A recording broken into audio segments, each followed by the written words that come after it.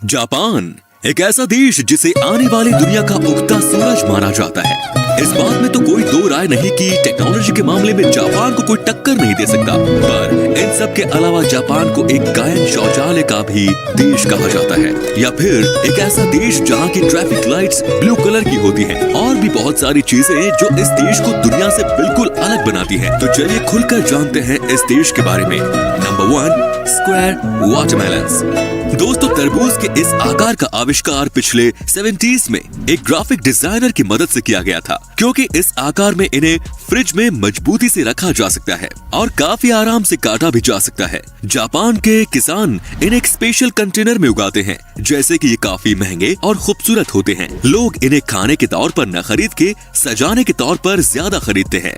Number 2, ramen noodles bath. Hakone में बसे इस यूनशान स्पा रिजोर्ट में सुअर के मांस का सूप और रामेन नूडल्स खिलाकर लोगों का दिल बड़े आराम से जीत लिया जाता है। जापान के काफी लोग इसके पीछे दीवाने हैं। उनका ये मानना है कि सुअर के मांस का सूप उनकी त्वचा के लिए बहुत लाभदायक है, क्योंकि उसमें भारी मात्रा में कोलेजन पाया जाता है।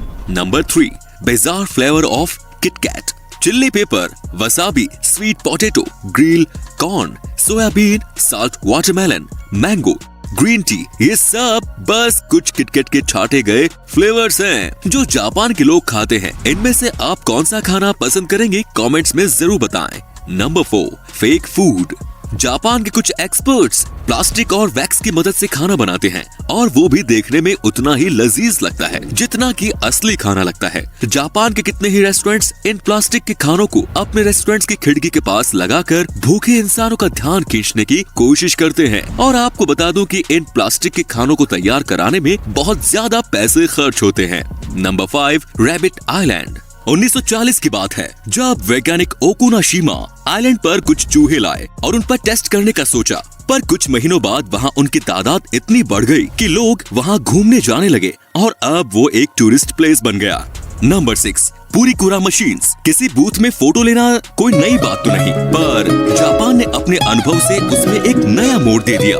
उनके फोटो बूथ को पुरीकुरा नाम से जाना जाता है, जो आपको वही उसी वक्त उन फोटोज को एडिट करने की अनुमति भी देता है, और आप उससे अपने फोटो में स्टिकर्स ऐड कर सकते हैं, कुछ लिख सकते हैं, और इन सब के बाद बड़े आसानी से उन फोटोज को अपने सेलफोन में भेज सकते हैं। Number 7, people pushers. Metro station हो या ट्रेन स्टेशन, जापान में काम के घंटों में वहाँ आपकी सोच से भी ज्यादा भीड़ रहती है, और इसी सब के चलते स्टेशन स्टाफ और पार्ट टाइम मेंबर को ये ड्यूटी रोज निभानी होती है कि ट्रेन में जितने पैसेंजर्स हो सके उतने भर सके, जब तक कि दरवाजे बंद न हो सके। Number 8, umbrella parking lot. आम देशों में हम किसी बिल्डिंग में जाने से पहले अपनी कार या बाइक को पार्क करके अंदर चले जाते हैं, पर जापान में अगर आपको किसी बिल्डिंग में जाना हो तो कार्स और बाइक्स को पार्क करने के साथ साथ अम्ब्रेला भी पार्क करना पड़ता है, और आपका अम्ब्रेला वहाँ से कोई नहीं ले जा सकता। अम्ब्रेला पार्क करने के पीछे मकसद ये है कि आप बिल्डिंग को पानी करने से बचा सकते हैं अगर आपका अम्ब्रेला पानी से तर हो।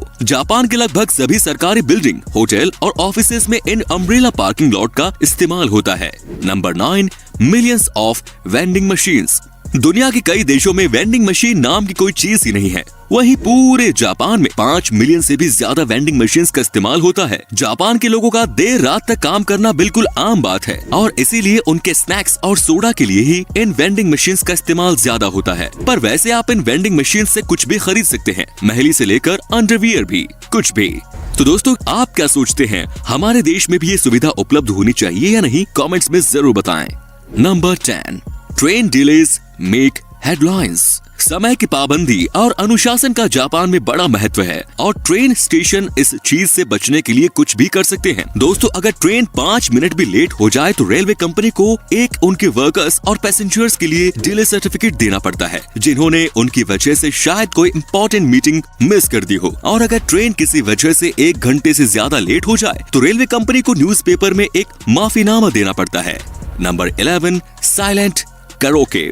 कोन के आकार का बना ये माइक्रोफोन एक अलग तरह का माइक्रोफोन है। इसे वहाँ के लोग अपने मुंह के ऊपर लगा के रखते हैं। इसकी मदद से वो अपनी भुनभुनाहट को दूसरों तक नहीं ले जाने देते। अक्सर जापान में इस गैजेट का इस्तेमाल ज्यादातर वो लोग करते हैं जो अपने अगल बगल के लोगों को परेशान नहीं करना चाहते, या फिर वो लोग जिन्हें पब्लिक प्लेस में खुद में गाना गाने में शर्म आती है। Number 12, polite slurping.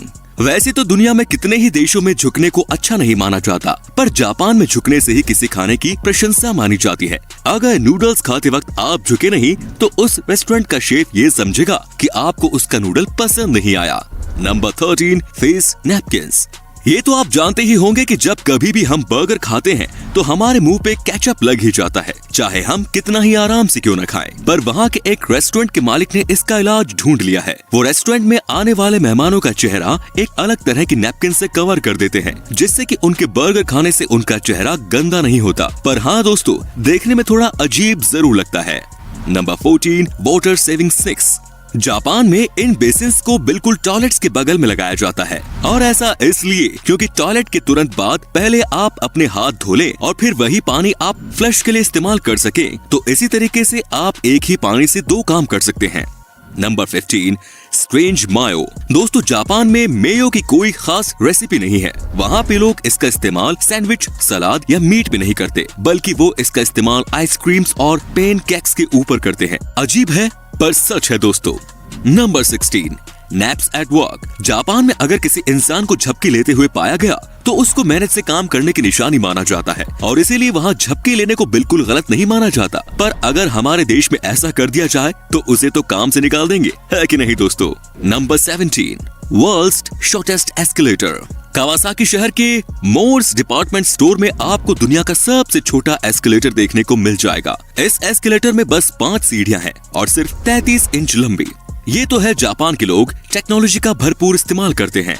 Number 18, doll village. Japan के इस गांव नगरो की आबादी 300 लोगों की हुआ करती थी, पर इस गांव में अब 40 के आसपास ही लोग रहते हैं। एक लोकल आर्टिस्ट सुकीमी आयनो ने इंसानों के आकार की गुड़िया बनाई, जिनमें से कई सारे वहाँ के लोगों की तरह लगती थी, और उन्हें वहाँ ऐसे रखा जाता था जैसे वो कोई काम कर रहे हो, जैसे कि उन्हें गांव के स्कूल में किसी क्लासरूम में बैठा दिया जाता है, जो कि शायद अब कुछ दिनों पहले बंद कर दिया गया है।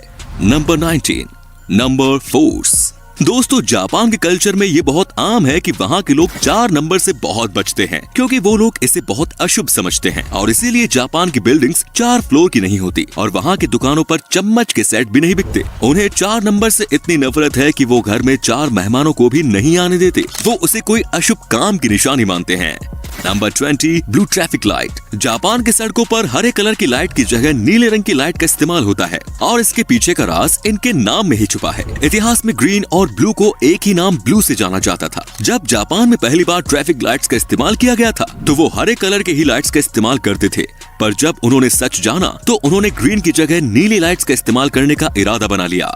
Number 21, cleaning classes. जापान के सभी स्कूल में बच्चे अपने क्लासरूम को खुद ही साफ करते थे, क्योंकि वो इस काम को अपनी पढ़ाई का एक हिस्सा समझते थे, और यहाँ तक कि वहाँ के टीचर्स भी इसमें उनकी मदद करते थे। क्लासरूम के साथ साथ बाथरूम भी साफ करने की जिम्मेदारी भी स्कूल के बच्चों को ही दी जाती थी, क्योंकि वहाँ के टीचर्स का मानना है कि ये काम उन्हें रिस्पॉन्सिबल सिटीजन बनने में उनकी मदद करेगा।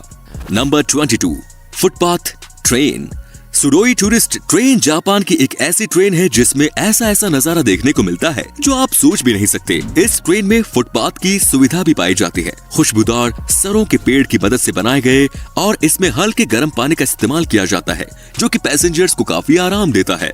Number 23, futuristic toilet. जापान के टॉयलेट्स आम टॉयलेट्स की तरह बिल्कुल नहीं होते। ये बहुत ही अच्छी तकनीक से बनाए गए हैं। इन टॉयलेट्स को इस्तेमाल करने से पहले आपको पता होना चाहिए कि आखिर इसमें मौजूद इन बटन्स का मतलब क्या है। इसमें कई अलग तरह के ऑप्शंस पाए जाते हैं, जैसे कि अगर आप चाहे तो टॉयलेट सीट को अपने मुताबिक गर्म कर सकते हैं, आप चाहे तो गर्म पानी स्प्रे कर सकते हैं, और चाहे तो आप गाने भी बजा सकते हैं। दोस्तों, जापान की इस टेक्नोलॉजी के लिए एक लाइक तो बनता ही है।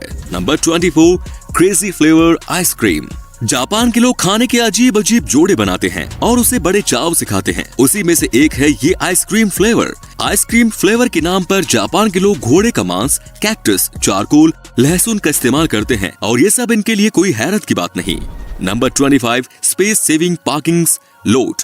दोस्तों, जापान लोगों से भरा हुआ देश है। वहाँ के लोग पार्किंग लॉट्स के नाम पर जगह की बर्बादी बिल्कुल नहीं करते। जैसा कि आप स्क्रीन पर देख पा रहे होंगे किस तरह वहाँ के लोग मल्टी लेवल गैराज का इस्तेमाल करते हैं। Number 26, robot run hotel. Nagasaki के एक होटल में रोबोट वहाँ के स्टाफ का एक बहुत बड़ा हिस्सा है। उन्हें हैन्ना के नाम से जाना जाता है, जिसका सीधा मतलब है स्ट्रेंज। इंसानों की तरह दिखने वाले ये रोबोट हर वो काम करते हैं जो एक इंसान करता है, जैसे कि गेस्ट से मिलना, लगेज उठाना, कॉफी बनाना, रूम को साफ करना और भी बहुत कुछ। और तो और वो बात करते वक्त मुस्कुराते भी हैं, पर उनके अगल बगल वहाँ के स्टाफ मौजूद रहती हैं, इसकी देखरेख में कि आखिर वो ठीक तरीके से काम कर रहे हैं या नहीं। Number 27, cafe companion. किसी कैफे में अकेले बैठकर कॉफी या खाना खाना हो तो बहुत लोगों के लिए आम बात होगी, पर जापान में ऐसा कुछ नहीं है। यहाँ पे आपके सामने बड़े बड़े कार्टून्स बिल्कुल आपके सामने बैठे होंगे, जिससे कि आपको अकेलापन बिल्कुल महसूस नहीं होगा। तो दोस्तों आज के लिए बस इतना ही। अगर इस वीडियो से